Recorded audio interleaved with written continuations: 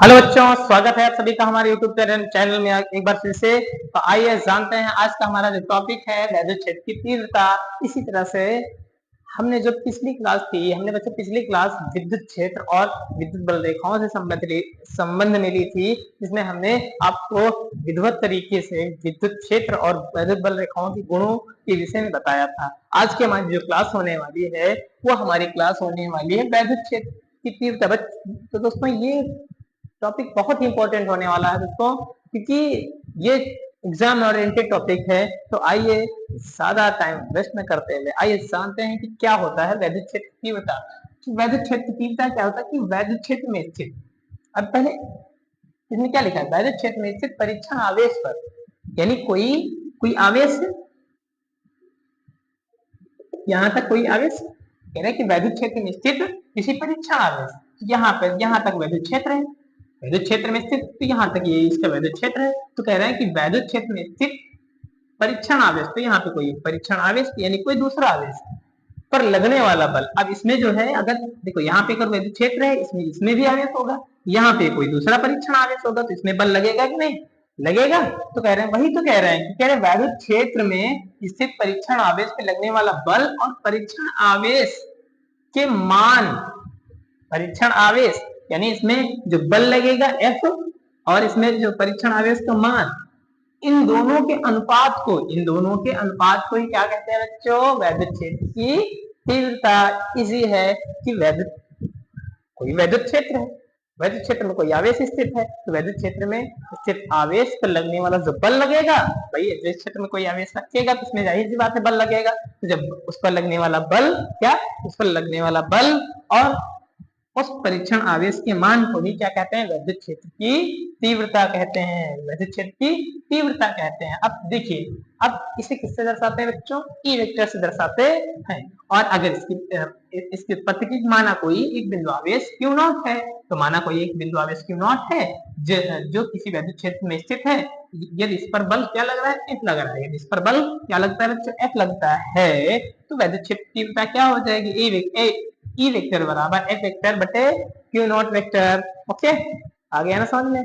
अब जानते हैं, अब बच्चों इसके हम बात कर लेते हैं इसका मात्रक, क्या कर लेते हैं, इसका हम मात्रक क्या होता है। तो आइए जानते हैं इसका मात्रक देखो, ई का मात्रक क्या हो जाएगा, ई का मात्रक एफ वेक्टर बटे क्यू नॉट। तो क्या हो जाएगा, एफ का मान न्यूटन और आवेश का क्या होता है, कूलाम। तो आसान है, क्या हो जाएगा बच्चों, न्यूटन प्रति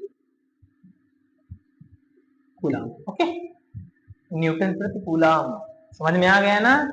चलिए जानते हैं अब इसका, अगर हम इसकी विमा की बात करते हैं बच्चों, किसकी, अब विमा की बात कर लेते हैं। अब हम जानेंगे इसकी विमा की। तो बच्चों अगर इसको नोट करना चाहें तो आप नोट कर लीजिए। ओके, स्क्रीनशॉट ले लीजिए। चलिए अब जानते हैं इधर, चलिए अब इसकी विमा की बात करते हैं। तो इसकी विमा, तो ई वेक्टर यानी वैद्युत क्षेत्र की तीव्रता की विमा की बात करते हैं।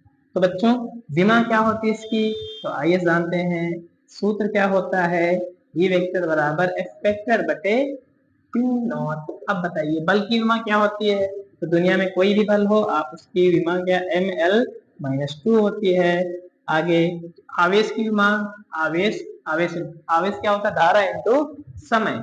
तो आवेश की विमा क्या हो जाएगी, a इंटू टी यानी AT।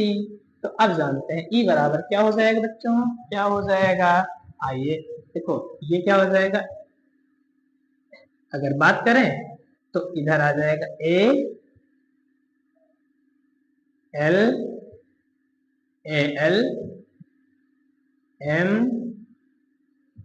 क्या जाएगा M, देखो ये A ऊपर जाएगा तो इनवर्स लग जाएगा, L नीचे ही है, M क्या है, M ऊपर ही है, फिर इसके बाद T, तो माइनस T का क्यूब। तो ये बच्चों इसकी सीमा होगी, इसकी क्या हो गई, ये विमा होगी। ओके, अब इसके अनुसार अगर इसका सूत्र निकालना चाहो तो आ जाएगा एम्पियर इनवर्स एम्पियर इनवर्स, ठीक है, एल लंबाई की मान, मीटर किग्रा सेकेंड का क्यूब। तो ये भी इसकी विमा होगी। तो बच्चों समझ में आ गया होगा ये। आइए जानते हैं अब इसके आगे टॉपिक बढ़ते हैं। इसको आगे हम पढ़ाते हैं। अगर इतना ही आ गया तो समझ में आ गया, तो आगे चलते हैं कि इसके आगे का कौन सा टॉपिक है। तो बच्चों इसके आगे का जो हमारा टॉपिक है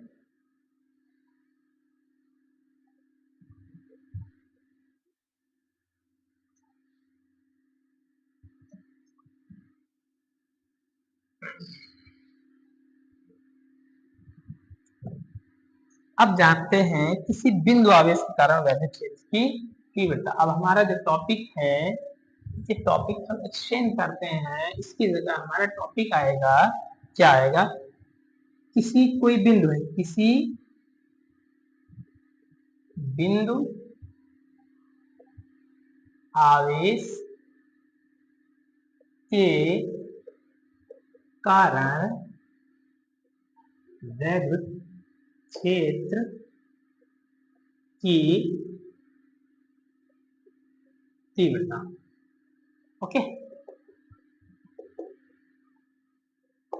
यानी किसी बिंदु आवेश के कारण वैद्युत क्षेत्र की तीव्रता कहाँ तक होगी, कितनी होगी, इसके विषय में हम डिस्कशन करेंगे। तो सबसे पहले हम जानते हैं, हम सूत्र के विषय में जान लेते हैं। बच्चों देखिए, याद रखिएगा, हमें अगर तीव्रता किसी चीज की ज्ञात करनी है तो हमें क्या पता होना चाहिए बच्चों, हमें बल, यानी कि उन दोनों आवेशों के बीच में बल कितना लग रहा है और उसमें रखा परीक्षण आवेश कितना है।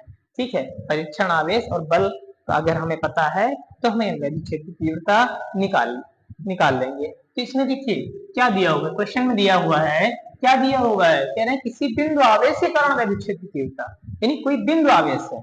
देखिए अब यहाँ पे देखिए, इसका मतलब समझिए, जैसे जैसे ये बता रहा है वैसे वैसे कीजिए, और कुछ नहीं करना, जैसे जैसे बता रहा है वैसे वैसे करना है। चलिए देखो, कोई बिंदु आवेश है, यहाँ पे हमने कोई एक बिंदु आवेश मान लिया।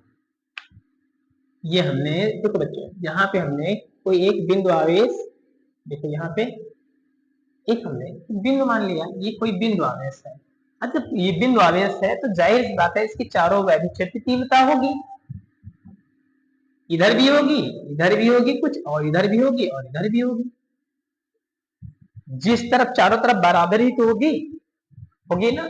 तो हमें कैसे पता चलेगा वैद्युत क्षेत्र तीव्रता यहाँ पे किस है, तो इसके लिए हमें परीक्षण आवेश लेना पड़ेगा ना। अभी मैंने बताया कि वैद्युत क्षेत्र तीव्रता की डिफिनेशन क्या बताई, इस कोई बिंदु आवेश है अगर वैद्युत क्षेत्र में रखा हुआ है, अगर हमें वैद्युत क्षेत्र की तीव्रता ज्ञात करनी है तो एक परीक्षण आवेश लेंगे कि नहीं लेंगे। तो हमें क्या करना है, कुछ दूरी पे परीक्षण आवेश अर्थात कुछ दूरी पे लेंगे कि आखिर इस आवेश की कहाँ तक वैद्युत क्षेत्र की तीव्रता है। तो हमने कुछ दूरी पे दूसरा परीक्षण आवेश बच्चों क्या ले लिया, क्यों नॉट ले लिया, कोई दिक्कत।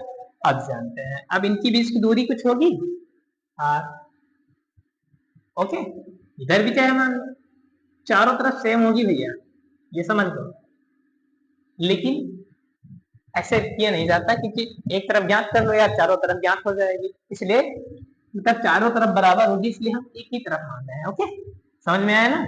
अब देखो यार, इसको मत बनाना एग्जाम में, केवल मैंने समझाने के लिए कह दिया, अब इतना बना देना, ठीक है। अब जानते हैं, देखो गौर से समझिए, हमें वैद्युत क्षेत्र तीव्रता ज्ञात करने के लिए बच्चों क्या चाहिए था, बल। तो इसमें कूलाम के नियम से बल निकल आएगा।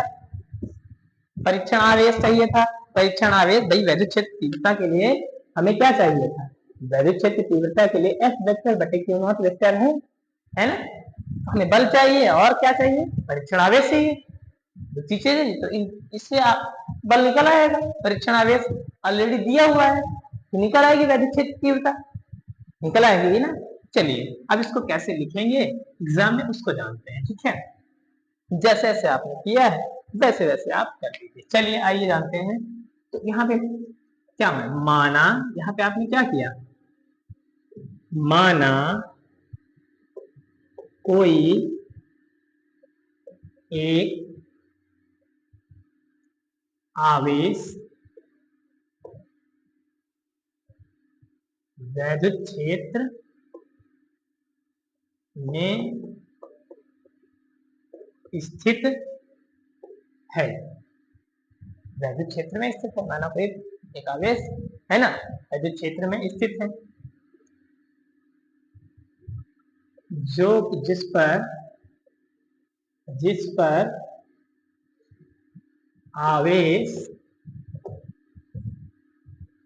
क्यों है, ठीक है, इस पर आवेश क्यों है, और अगर इस पर आवेश है वैद्युत क्षेत्र में स्थित है तो इसमें वैद्युत क्षेत्र की तीव्रता उत्पन्न हो जाएगी, ठीक है।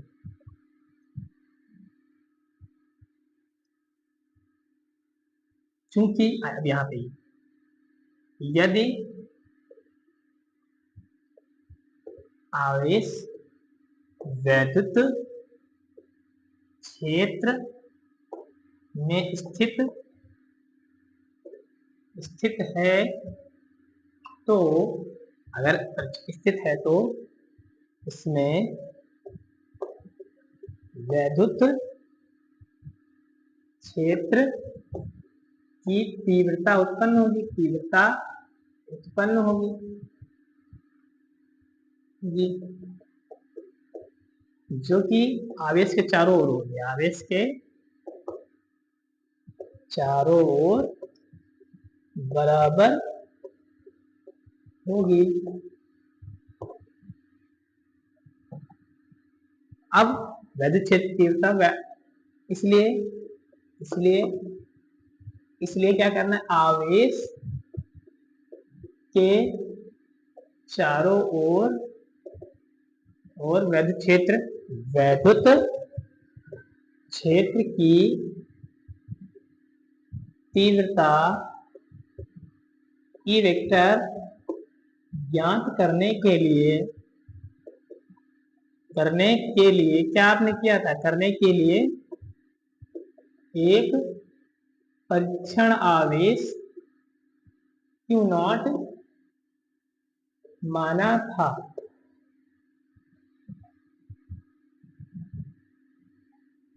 जो आवेश Q से स्मॉल r दूरी पर स्थित है कि नहीं, देखो स्थित है, परीक्षण आवेश है, एक आवेश है, दूसरा परीक्षण आवेश स्मॉल r दूरी पर स्थित है, तब कूलाम के नियम लग जाएगा कि नहीं, तब कूलाम के नियम के अनुसार, तो बच्चों कूलाम के नियम क्या कहता है, तो कूलाम का नियम कहता है F बराबर 1/4 पाई एप्सिलॉन, आप परीक्षण आवेश देखो क्या है, Q1 Q2 बटे R स्क्वायर, भाई Q1 Q2 बटे R स्क्वायर, कूलाम का नियम यही है, इसको इक्वेशन नंबर मान लो 1। तब वैद्युत क्षेत्र की तीव्रता, तो वैद्युत क्षेत्र की तीव्रता क्या होगी, सूत्र क्या होता है बच्चों, इधर हम बता दे रहे हैं, उधर दिख नहीं रहा होगा नीचे, तो यहाँ पे देखिए वैद्युत क्षेत्र की तीव्रता का सूत्र क्या होता है बच्चों, चलिए E vector is equal to F vector बटे Q0, यही तो होता है, यहाँ पे F वेक्टर क्या है, 1/4 पाई एप्सिलॉन के इंटू Q1 Q2 बटे R स्क्वायर बटे Q0 से Q0 कट गया, तो E वेक्टर बच्चों क्या बचा, 1/4 पाई एप्सिलॉन के Q बटे R स्क्वायर, तो ये हो गया हमारा फार्मूला। तो बच्चों उम्मीद करता हूँ तो किसी बिंदु आवेश के कारण ये वैद्युत क्षेत्र की तीव्रता हमने निकाल ली।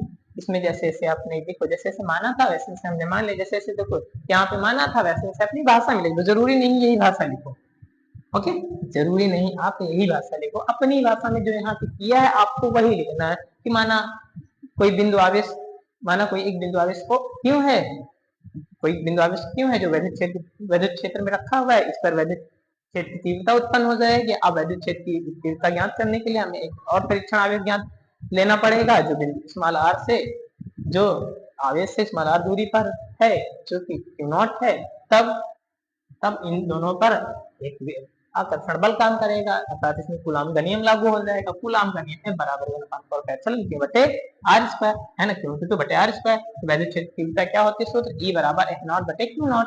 तो F ये है और Q नॉट ये, Q नॉट से Q नॉट कट गए, ये हो गया इसका आंसर। तो बच्चों कैसी लगी क्लास हमारी? अगर आपको ये क्लास अच्छी लगी हो तो क्लास को लाइक करें, इसको ज्यादा से ज्यादा शेयर करें और कमेंट करना बिल्कुल ना भूलें। मस्त और जबरदस्त रहिए, पढ़ाई करते रहिए। जय हिंद, जय भारत, थैंक यू।